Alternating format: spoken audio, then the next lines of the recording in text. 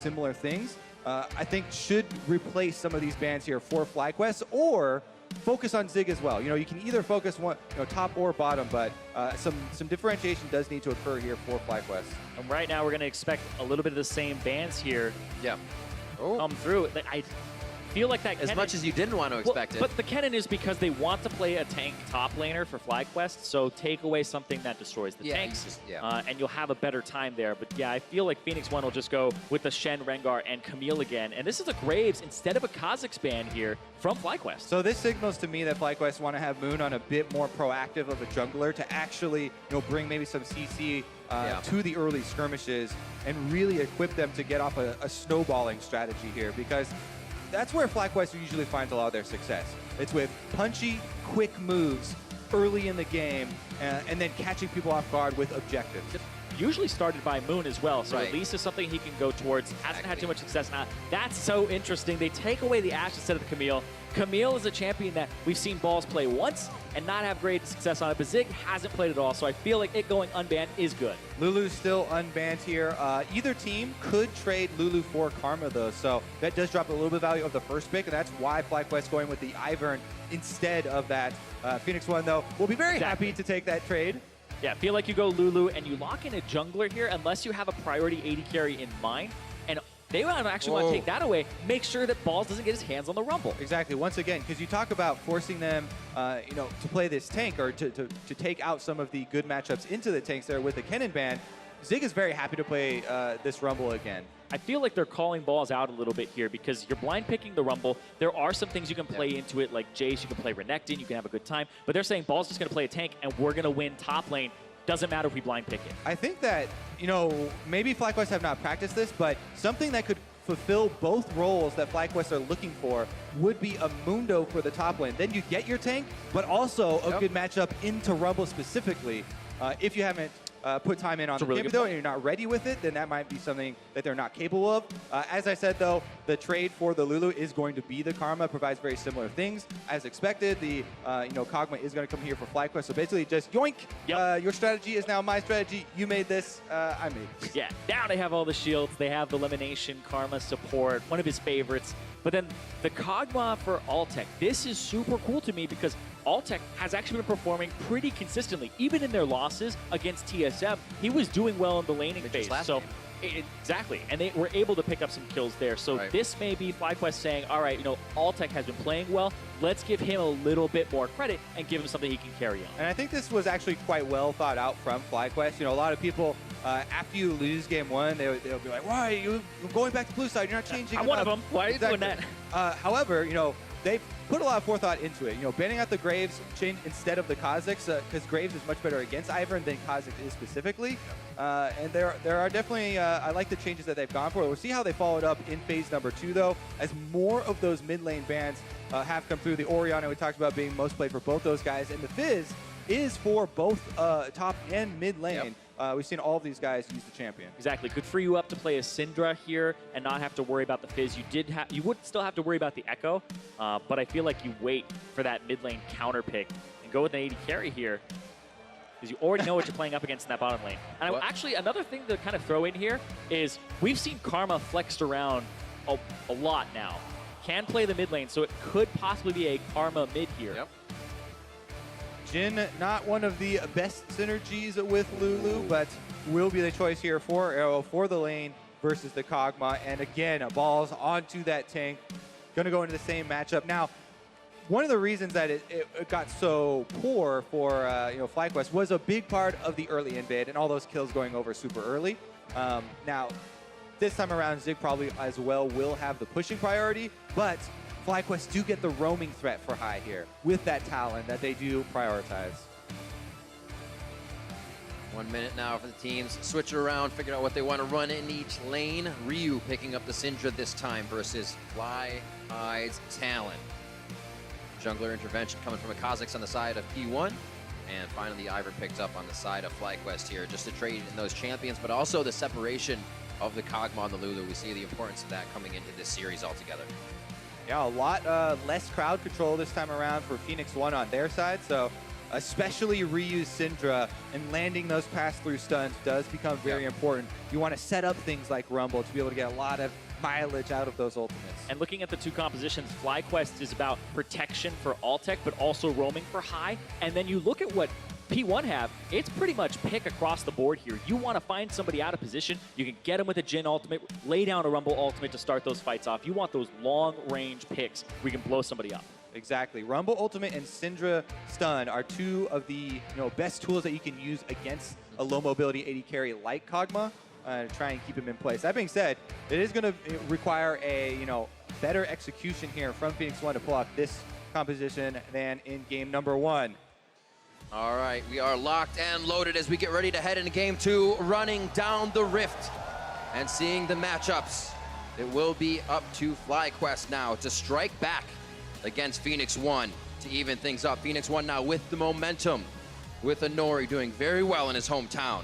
Are going to use that advantage here to fire off in game 2 and try to come out swinging once again in the early game. And I definitely would put that spotlight on Inori here Absolutely. for the early game. He's on his Kha'Zix now. Yes, he diversified and he played more team-oriented junglers like Ivern, but this is, where he's really at home, looking for those kills, the isolated, invades, 1v1s, and we'll see if he can get them. Definitely riskier as well. I mean, it is his bread and butter, but last game when he played that Ivern, he only missed out on 1 kill participation, highest in the whole game for himself. 3-0 and 10, did work on it, and now he's going to be very conscious of what he's capable of doing, especially against a team that has a lot of shields. Also, we'll see Moon's take on the early Ivern route, because you don't have to go for the power farming, and you can throw a lot of curveballs with the versatility of this champion as far as the way they can start.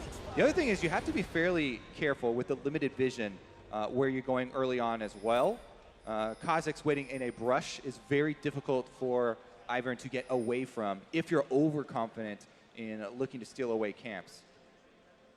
And we're talking a whole bunch about that jungle because that's going to actually dictate a lot of what's going to happen around this mid lane, because this is a very volatile mid lane. Somebody gets a kill, they're getting that item break point a little bit sooner, and then boom, that whole lane could be quote unquote over in a lot of people's opinion, where it's like, oh, he's just going to show up in lane and get killed.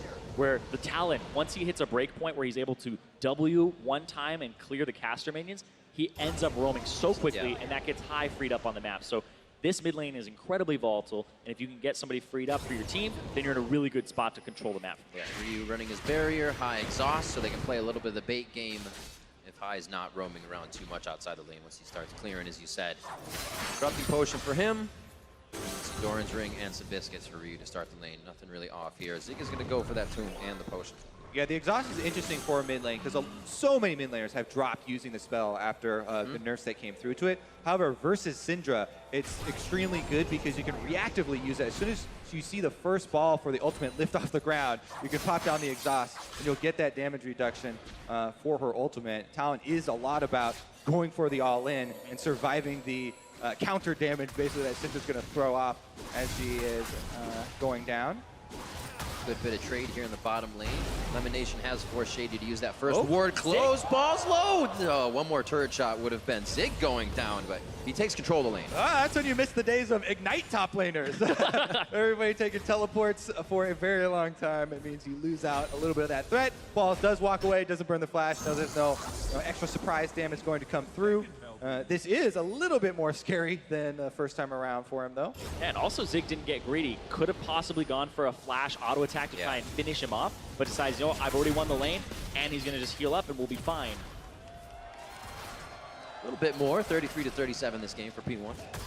Looking for the comeback already. There it is. I mean, there's so much veteran power on FlyQuest. A lot of these guys are incredibly popular. I mean, High talked about retiring after he won Challenger, and he's still being competitive, and that's why people love him so much. That, as well as the play style. Not to mention the surprise picks, the Mordekaisers and Shakos and things that they use, but the never say die attitude of the team and the gutsiness, the willingness of High to go for low risk, or I mean, low percentage plays, high risk. Here we go, though. Jungler's first interaction as Inori, only half health, going to have to cede control of the river over to Moon, who should be able to clear out that ward. Yep. speaking to that story as well, a lot of respect to be given to both of these teams for kind of where they've come with the creation of new members. We see a lot of new members being brought onto teams and not playing out, but both of these able to get into that top 6 right away. Yeah, definitely. Changed. Phoenix1, even though they have had probably the most success of bringing in the import slots for their team after this super hyped up split of imports all around, the other teams not finding nearly as much success. Arrow, Ryu fitting in very well here with the squad. And then you go into P1's kind of mid-season drama where they had subs back and forth in support and jungle. Now they finally said, these are the 2 guys that we're going to be running right now. These are who we're going to stick with. And that sets them up for summer moving forward. And if they get the championship points here, you're potentially looking at a team, if they make the finals next split, that they may qualify on points. So here we go. Mid laner and jungler working together as High pushes Ryu in. Moon has the confidence to channel. You can just channel right in front of the enemy. Your smite will guarantee that you win this fight. It's not even fair. And he is able to steal away those all-important Raptors and the extra experience. And you look at what he did there. He's like, all right, it's about 4 minutes and 25 seconds. Let's just start heading over there when the second round of Raptors comes up. So, yeah, the respawn time depends on how quickly you clear the camp. All of the small camps will respawn 1 minute and 40 seconds later.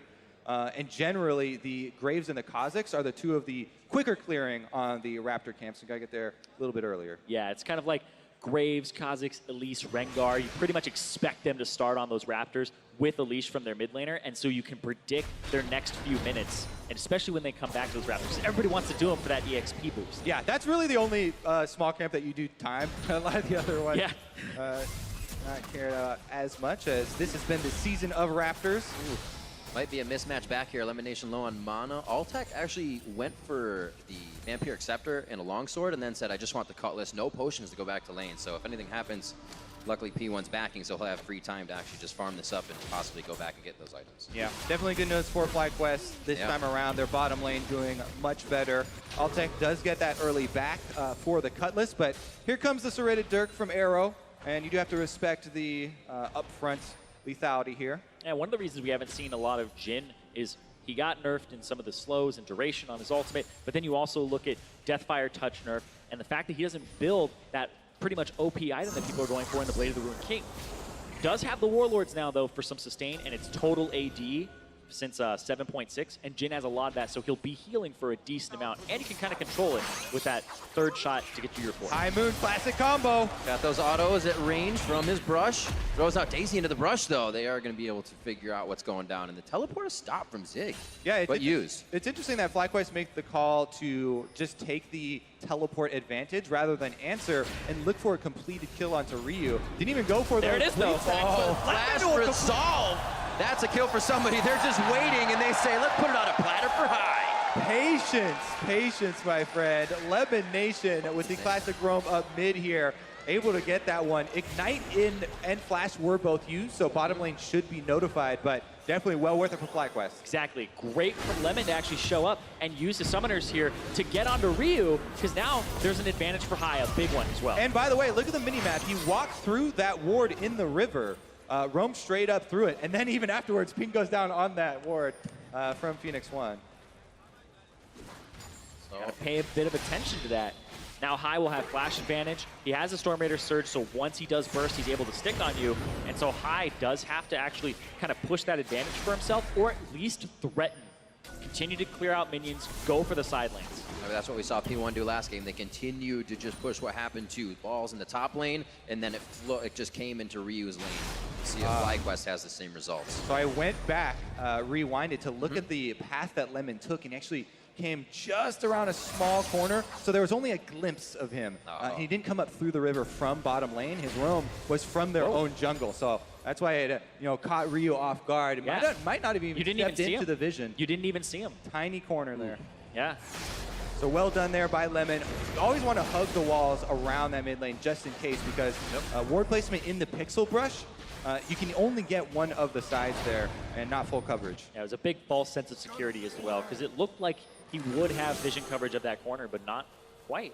That's why the ping came down afterwards. Yeah, Phoenix1. like, what is this ward doing? Anyways, sneaky FlyQuest off to a very good start for themselves and gaining that first blood. This time around, also, they feel even more confident for the late game as well. So they have that insurance policy, and we'll see if they can keep it rolling. High the beneficiary of that first blood, trying to exert his will in the mid lane and bring a lot of extra friends. Wow, and the fact that Balls roams through the lane, they see him on that. They're trying to actually go for a pincer maneuver here onto Ryu, and he's just sitting in his tier 2. And one of the biggest things about Ivern is the early power of Daisy is insane with taking down turrets here. Can tank them very well, even though Ryu's able to pick them up and throw them out. Huge amount of damage done to that turret, as well as a lot of minions missed by the Syndra. And Balls will take a little bit of damage returning to lane. Yeah, he missed a few minions himself, but was able to provide pressure onto that mid. It's half HP already, and if you open that up, hold on, Zig though, he's getting collapsed on. Ivern for the left. Bit of a long roam, if you will. Zig spending too much time in the river. And we'll see if Fly can close down onto this one. Very low on HP, but the shields are there to help him with the spread of Ryu.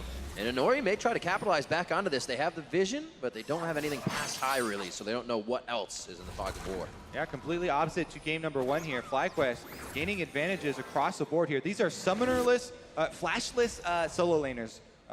Even though the teleport there is still available for Zig, these are very vulnerable targets. You know, he doesn't have Zhonya's to activate on turret or anything. Rumble is diveable. Syndra is also a very prime target, as we've seen the focus from FlyQuest over and over. And it's interesting as well that Ryu, for his item build, decided not to pick up any boots or anything like that. Goes for no armor either. It goes for HP here immediately with the Haunted Guys. So a little bit for the matchup, but not as much as you would think like a Seeker's Arm Guard would give him in terms of defensive properties.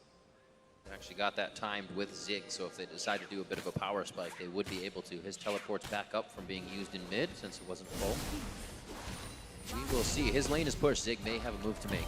Yeah, what you also want to do for FlyQuest, now that you have this mid control, you need to jump on it, and they're trying to get deeper wards. The thing is, Phoenix1 are doing a good job of keeping up their defensive vision. So every time FlyQuest move in for these roams, Phoenix1 are able to retreat. They don't give up deaths. They do only lose a few minions instead. Yeah, and you can even see High just goes back and forth to make sure that he picks them up. And you basically have a timer. When you roam, how long is it going to take for the guy to push that minion back at you? And High is there actually in time to pick up all of them. Yeah, the Moby boots, very important for Talon, as well as being able to parkour around. And now he's going to go topside. So what he's going to do is push mid, realize Ryu isn't there. Now he's going to clear a ward. He's potentially looking for threatening the top side of the map. The defensive vision does have a cost associated with it as well. So even though it will congratulate Phoenix1 on being able to ward for this, it is taking its toll. Could be a roam here from High as he'll have the lane to himself for a second. Looks like the pings are towards the bot side. They want to get the wards cleared that they know P1 has pressured in. They know they're trying to get that snowball off of once again. It's working their advantages. Yeah, it's very easy for Moon to go jump to a lane with this Ivern.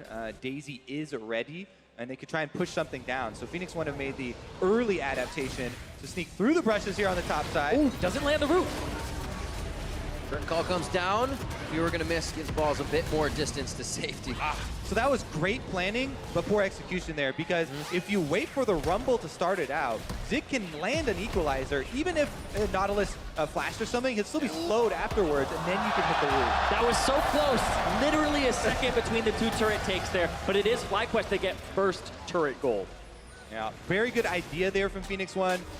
Definitely going to they're gonna keep pushing both them, sides. This is chicken right now. Oh, we haven't seen this in quite some Zero time. backs. Ball's not Nobody's going to be able to backing. do much. Daisy's going to give him time, then the minions. So the waves are definitely in the favor of FlyQuest here. Where's the attack speed, though? You're not going to get that much from Arrow. He's got to stop to reload. It might be in P1's favor. Daisy saves. Oh, here we go. FlyQuest's favor. P1 trying to get the fight. FlyQuest under the turret now. Balls can't get over the wall. He tries to get close to it. That's also going to be a kill to the turret. High looking very low. The last shot comes in and they're able to take him down. Double kills across the board. And here's FlyQuest doing what they do best, making the calls around the fights, and now they're in the base. 13 minutes into the game. Pushing wars versus Daisy do not go well. Daisy can save your minion wave for so long, and FlyQuest got to build up a gigantic one all the way, cracking this inhibitor turret, and Phoenix1 never even got tier 2. You're looking at somebody who has attack speed on the Kog'Maw, and you're up against somebody who has a Jhin. You're definitely taking turrets way faster than the Daisy helps, and just, oh my god. High showing up helped clear the minion wave too, and that is big. You can tell that Phoenix1 are feeling the pressure here, mounting in the early game. And FlyQuest, we will see how well they're able to push this lead.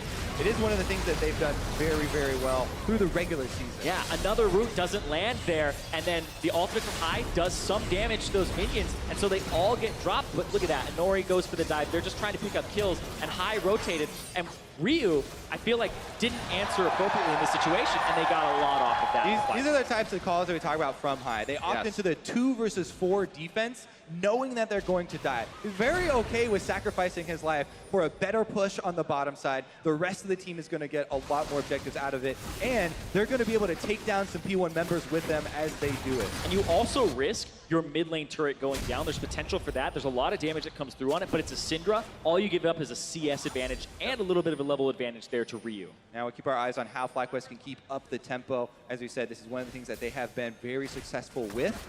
And utilize to get very early Barons in the game as well. One of the reasons we're not seeing them jump on the early Drakes so far has been that the value of the early turret gold and the extra room to work with much higher than the simple Cloud Drake, but this is something that they could very easily drop right back to. A lot of deep vision in the blue quadrant as well. And this is a game that just has worked out for FlyQuest, where High can have a much clearer mind to make these calls. 0-3-0 start to last game to a 3-1. He has all the kills in the game because the team is actually setting those up for him, and then the calls are coming through much cleaner that they can cooperate with.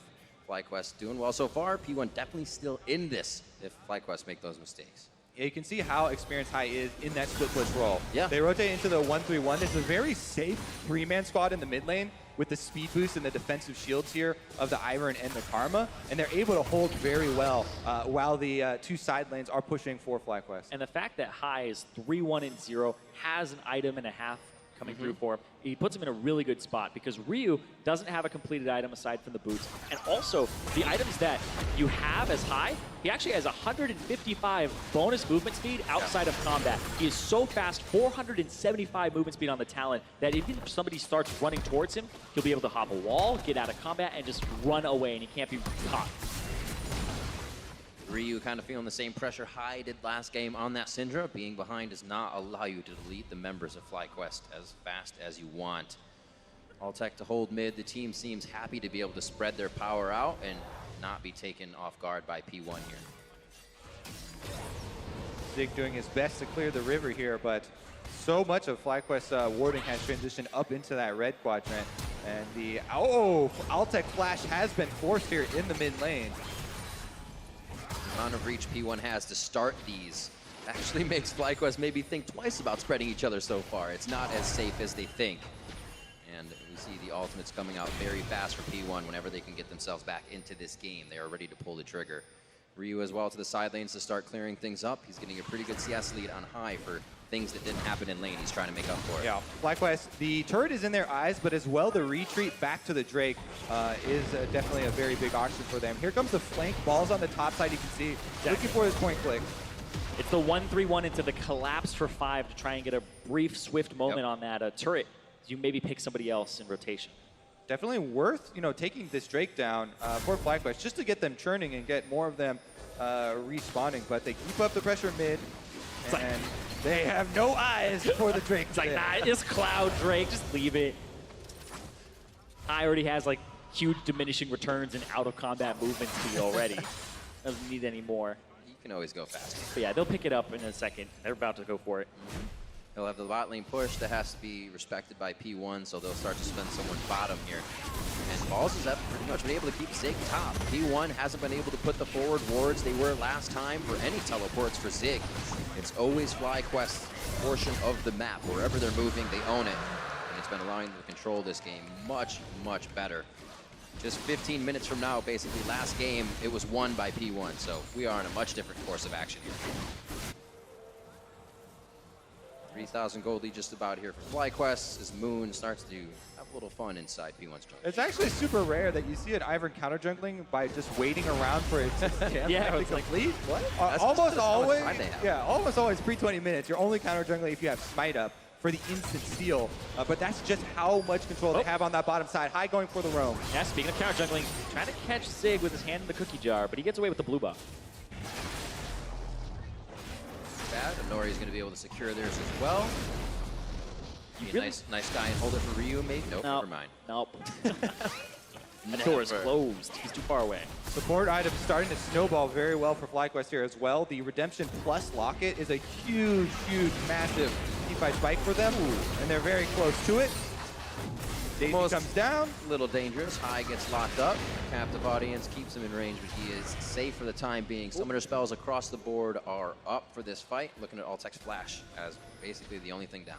Yeah, that's why he didn't want to walk too far forward to go for that turret damage, because he could be caught out there. The Rumble ultimate on top of him means he's got to waddle his way out and get a shield.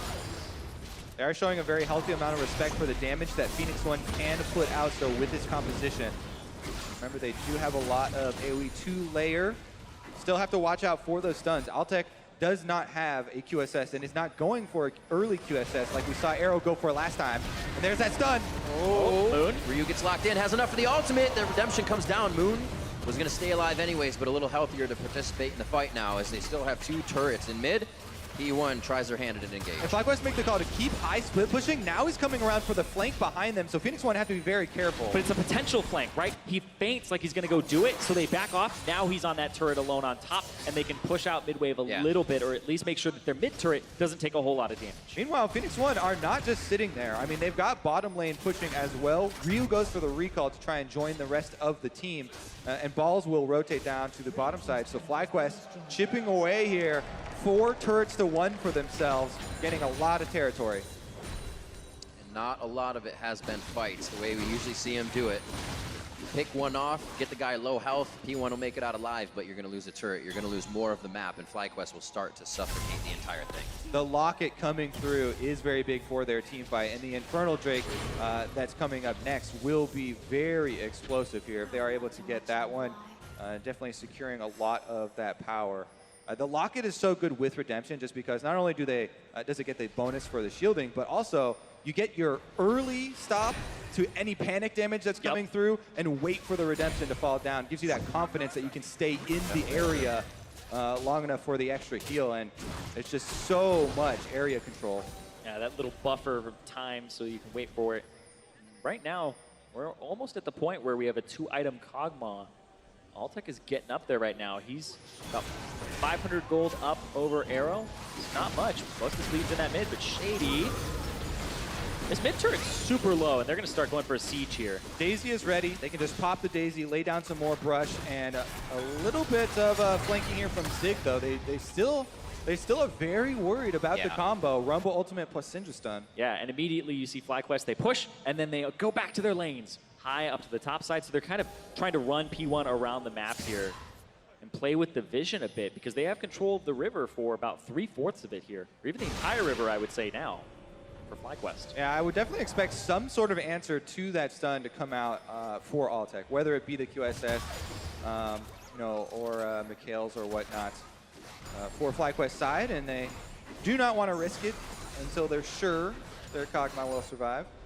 Interesting here from Elimination. He goes for an Ardent Sensor build first, as opposed to going for the Redemption. He has an Ivern on his team, so kind of taking care of that third support item you really want to protect the Kog'Maw composition before he starts going for those items like the Redemption. It's really nice. It feels super good as well. Altec will be able to get a little bit better positioning and helps him kind of delay his build to, like we're saying, that Quicksilver Sash. May not make it any more safer depending on how P1 play it, but he'll have a bit more HP in these fights getting it back. Now it's 5 turrets to 1, and you can see P1 trying to go for a Desperation Engage. I don't think this will work. Zig is too far away. Interesting. It was also by Zig coming up. Could have been the equalizer to throw it down right in front of the turret. Yeah. Curtain called down now. That's a lot of pressure, and High, dude, like throw it around in the jungle. Oh, that's the stun down.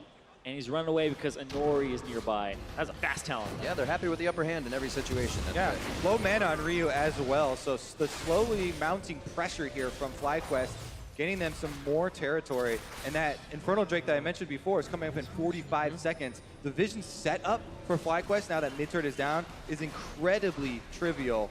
And they should be able to line up a lot of security here for themselves in the blue quadrant. And because Zig went up to try and get a possible flank off of the ultimate of Arrow, that means bottom lane completely free for balls to continue pushing. FlyQuest disengage, Balls gets priority here, and now they have control of the spot side jungle. And look at that. Looking for Zig. For the bleed. Bit of an ouchie. He's going to have Scrap Shield to come back up, give the team the equalizer, but he has to be careful about the re-engage. Depth charge can go through the entire team. I don't know if FlyQuest wants it as they start to back off. Lemon Nation's a bit too far away. Yeah, all they need is that chunk. Now they can go for the Infernal Drake.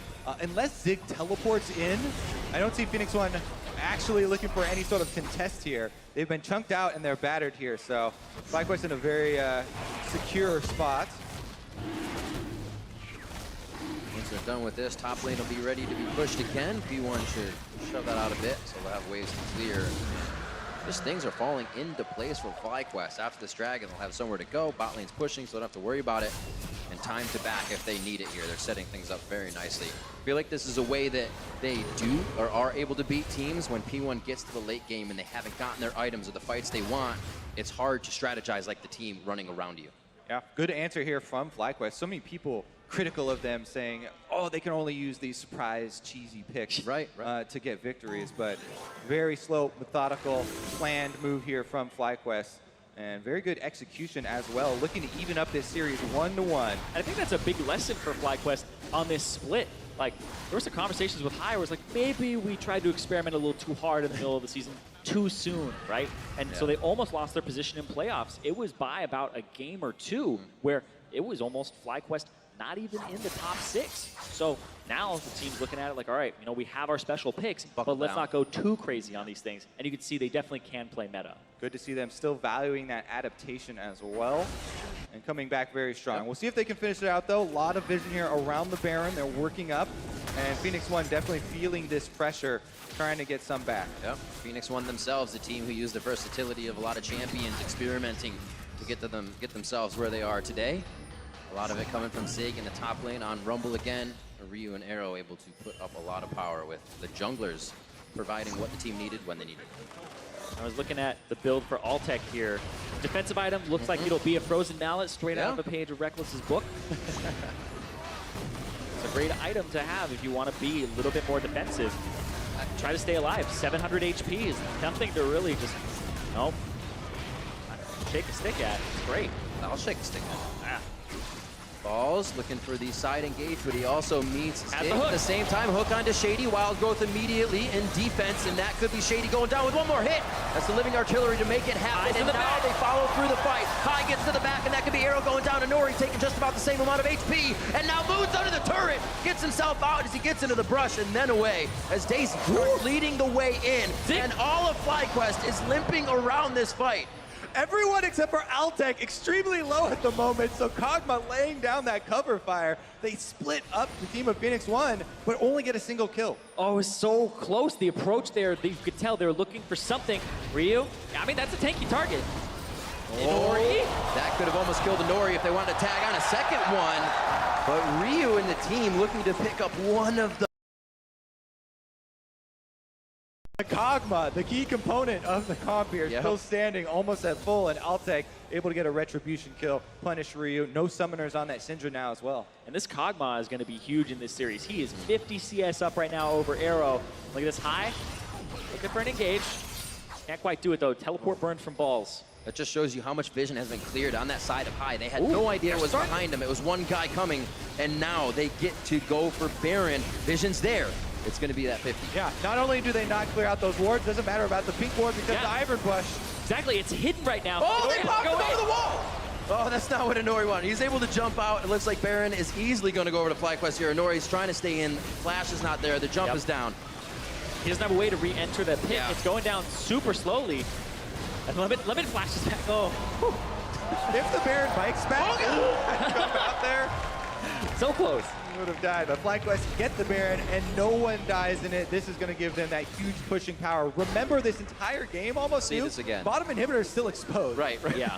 That was a super bold call from them as well. That equalizer is kind of just stopping a little bit of an advancement there, but that's a huge use of that spell, and it's not got the payoff they want. Yeah, actually did zone out Altec for a long time, but Hive moves in over the wall to kind of split the team up. And here, they're able to just barely retreat. Very slim margins for High, Lemonation, Moon, all these guys just barely living. And Ryu is trying to come in on that side, but Phoenix1 unable to convert. Yeah, Ryu almost gets a kill there with the W onto high, almost gets a kill there with the QE onto somebody else, but it's not enough. And the fact that that Rumble ultimate had been used from Zig, and it wasn't a kill, it wasn't a completely zoning ultimate for the team, and High was able to go around it, means that that call for the Baron is actually that much smarter because it's on cooldown. They know they can't actually get caught in the pit with that, and I think that's very well played from Fly to make sure that they can go for that Baron. Now into mid, like you said, Kobe, that inhibitor is open down in the bottom. So with the map basically objective free, FlyQuest can choose which lane they want to push. Minion wave down by the river for bot lane, so it's not going to be that just yet, but they make another move in mid, and they have one more second tier turret on the top side. And now we're seeing all of these items come through where I don't know how you're killing this Kog'Maw. We got the Chalice, the Athenes, we have the Redemption, the Locket, you have the Ardent Censer, you have a Frozen Mallet on him, and then you have a Knight's Vow in the top lane. Keep him safe. Enough is enough. Build more damage on the Kog'Maw, please. And then he gets the Quicksilver sound. Yeah, you don't want to see a Hex Drinker next, Kobe? They definitely have the defenses for him covered. Looks like we may be hovering down towards that bot side. It's always very interesting when we used to see these games where the inhibitors would be opened immediately, but the teams aren't actually strong enough to go back into that situation that deep into the enemy side, so you have it wait. It's open almost all game now, 29 minutes in, but we'll finally find a few more hits if FlyQuest can make it into the base. And 52,000 to 45,000 just about for P1 here. FlyQuest looking to use this gold advantage to crack open the base once more. Yep, High gonna get some alone time with that inhibitor. Yeah. And it's just a push and pull here. FlyQuest taking down P1's base. Using that Baron buff, trying to spread him thin. I'll get that one on the bottom, and they'll probably get this mid one too, simultaneously. Giving them the 1-2 punch without really finding any contest here. Middle inhib goes down, High may be able to step up enough, but now P1 can focus all their power. So he's going to request the rest of the team minions as well. 2 inhibitors now as the minions start to pour into the side of P1. FlyQuest very methodical in this game. Yeah, no hesitation from FlyQuest in game number 2. Right back to blue side. Just yoink the Kog'Maw combo here with the shielding support and the Ivern, and easily able to perform pretty much the exact same as Phoenix1 from game number 1.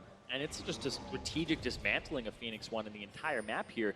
FlyQuest, I definitely feel like that first kill for High set them up huge. Yeah. He got that 400 gold for himself. Lemonation was able to get both summoners, and then Ryu had to play defensive, and they could constantly collapse as High started to snowball.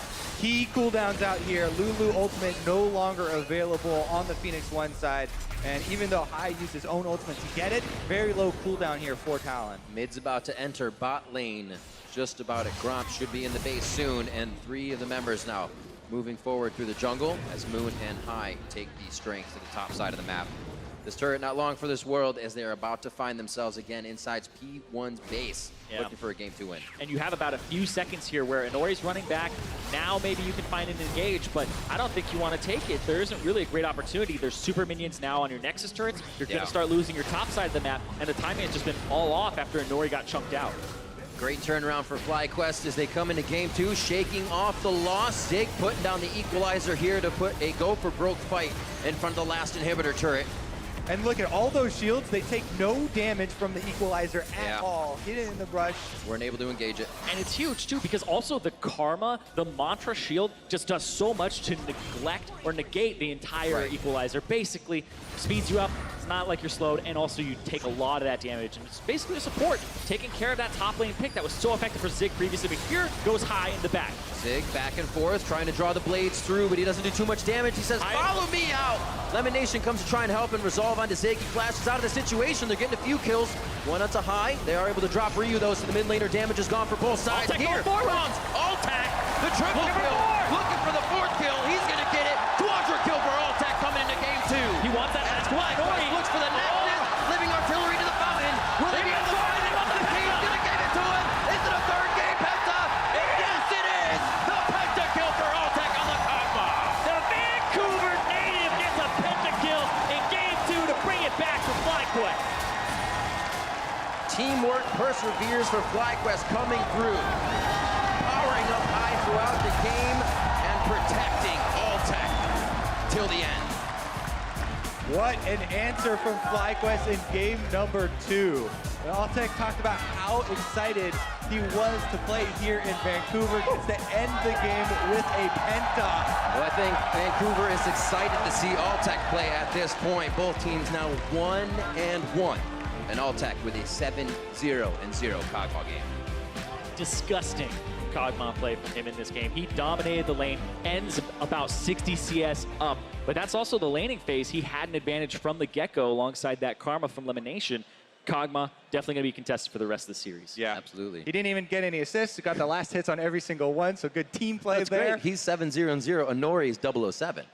Moon. Oh, Moon. Thank you, Moon. Moon's 007. So these guys are just working together so well, and as well, Moon able to come out with a stronger game this time, taking that Ivern away. Yeah, the Ivern definitely is crucial here, and people have been talking about it for a long time, and why the North American junglers, had not been using it for such a long stretch after jumping in after the European players. But a lot of them were voicing concerns about being counter jungled themselves, and it seems that both the teams have come up with better strategies around protecting their Ivern, more strategies around power farming your own jungle rather than going for risky early plays and then using his power when grouping up early. Exactly. Also, the counter ganks are very good, and the fact that they're able to stay out of kind of the river and go for some lane ganks where you just throw down the Daisy and then you start going for a siege is very powerful. Sieges all day with Daisy. All right, we're going to check in with Freak and the analyst to see what they make of that Altec pentakill.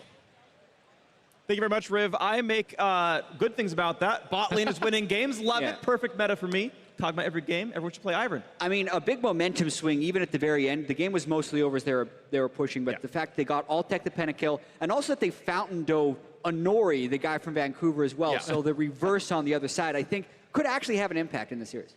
I mean, mentally, I think it's pretty hype, right? Like, for Altec, you got to be riding high. He's got to feel good about this game, and I think FlyQuest as a whole really should. They played very well. But a lot of this game for me started in the draft where I think P1 kind of set themselves up for failure. I felt like their AD carry choice in Jhin did not make sense against a team, not only with a frontliner to block the shots, but shields to absorb it. The Jhin was almost completely worthless throughout the whole game, and they have no one to ever kill the frontline. Like, there's Caitlyn open, there's Lucian open, the Lulu doesn't even really boost up the Jhin. I just didn't like it at all.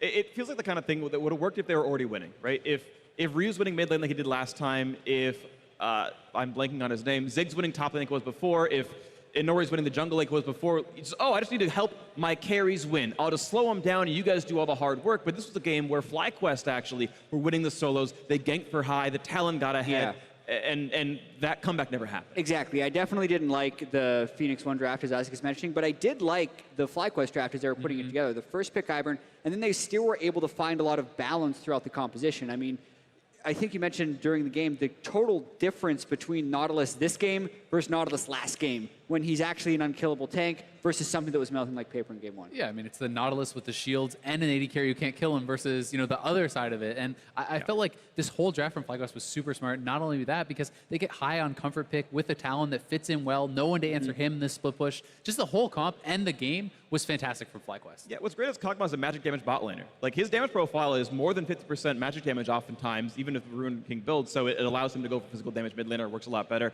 Other good things we saw from FlyQuest, of course, the early to mid game shot calling, the giant base trade was super well played by them. The shot calls from high, the mechanic, the turret dive, super great from them. Yeah, and we talked about how FlyQuest forces the other team into quick decisions, but this is a decision that I don't understand why Phoenix1 would make. You get the one turret trade, and then you recall, because at this point you can still reset. Do not race the team with the Daisy that can tank the turret, therefore keeping your minion waves alive. And then the continuation of this as well, much harder to dive a Nautilus when the Talon can collapse so quickly, which is what High does in a second. And it's doubly tough because Jhin also kills the turrets a lot slower than the Kog'Maw, so they're forced in a situation where they feel like they need to get something more, which is, I think, what really look at the difference in the minion dive. waves right there. There's still a cannon alive because Daisy has tanked the turret for so long. And then the dive, for the most part, does go wrong for Phoenix1.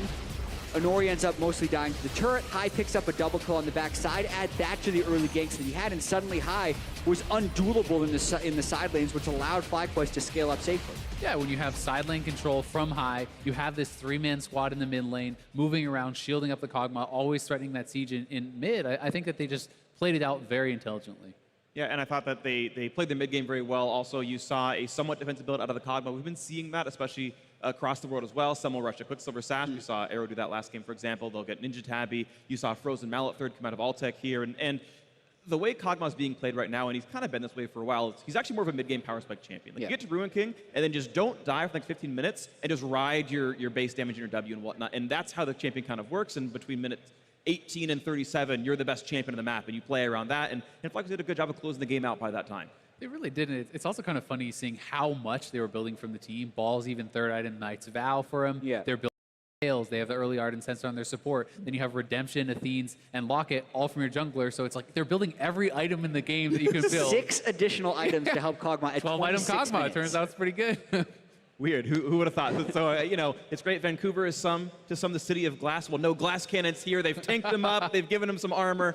I don't know. That was lame. I wanted to bring it out for you guys. And finally, we do have one other thing. As you brought up before, you didn't like the Jhin pick. And we have a replay that shows a Jhin ult to open a team fight that does actually 0 damage. Follow it with some follow-up afterwards. This was kind of the story of the game. This is the rank 2 Jhin ultimate into a Karma Shield, into an Ivern Shield. They didn't even have to burn Redemptions here to reset it, and now the ultimate's just gone. And that's also hitting priority targets, right? That's the squishiest people you could possibly hit. And then they're able to just eventually turn around the fight. I mean, watch Ball's health in this fight. He's getting free fired on by the carries. He's never really under any threat.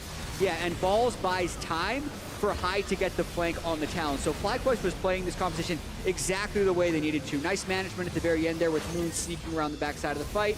Everyone but Alltech taking damage, protecting him very well. Yeah, and wouldn't you wish you had Curtain Call now when everyone's at 300 HP running away? Like, that would have been the timer that maybe you look for. And I don't know if you blame Arrow for not thinking about the shield comps or what, but that would have been so much better as cleanup, and it didn't happen. You still see in this graph good damage come out of the Rumble, but not nearly as much supporting cash from the rest of P1.